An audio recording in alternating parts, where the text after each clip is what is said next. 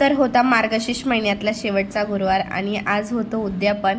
तर तब्येत एकदम खराब झाली होती, अचानकच व्हायरल इन्फेक्शन सर्दी वगैरे झाली होती। तर उद्यापन आज करावा की नाही असं पण खूप कन्फ्युजन होतं। पण मग मार्गशीर्ष महिना पण संपणार होता, तर म्हटलं चला आता फायनली आजच घेऊ करून उद्यापन।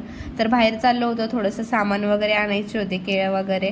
तर श्रीशाना खूप एक्साइटेड असती बाहेर जायचं म्हणलं ना, तर पहिली माझी चप्पल आणून देते आणि माझ्या खूप पुढं पुढं करत राहते। तर आम्ही निघलो बाहेर जाण्यासाठी आणि मग ज्या ताईंना मी फोन केला होता तर त्या ताईंना पण माहीत होतं माझ्या आवाजावरूनच माझी तब्येत ठीक नव्हती वाटत। तर मी त्यांना ना उद्यापनात म्हटलं ताई आज उद्यापन आहे, आज या नक्की तुम्ही जेवण करायला। तर त्या बोलल्या ताई तुम्हाला काही मदत लागली तर नक्की सांगा, आम्ही येतो। खरंच बाहेर राज्यात राहून कोणी आपली विचारपूस करणारा आपुलकीचं भेटलं ना तर खरंच खूप छान वाटतं। तर त्यानंतर मी दुकानात गेले आणि जे फळं वगैरे काही घ्यायचे होते, केळं, मला तर तसं महालक्ष्मी व्रताचे पुस्तक लागत होते, पण इथं ना वैभव लक्ष्मी व्रताचेच पुस्तक अवेलेबल होते।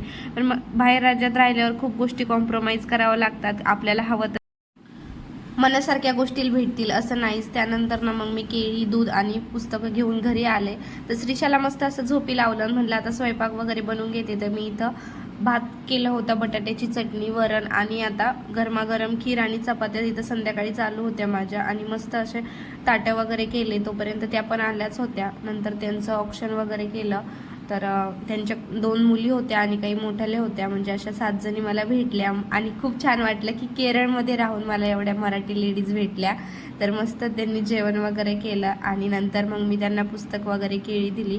तर खरंच खूप छान केलं आणि देवी पण कधी कधी आपली परीक्षा बघत असते ना, आपल्याकडून सगळं करून घेत असती। तर खूप छान होता दिवस। तर याचा पूर्ण डिटेल व्हिडिओ ना मी आपल्या यूट्यूब चॅनलवर अपलोड केलेला आहे, तुम्ही जाऊन नक्की बघा। आणि चॅनलवर नवे असेल तर प्लीज चॅनलला लाईक सबस्क्राईब नक्की करा। थँक्यू, धन्यवाद।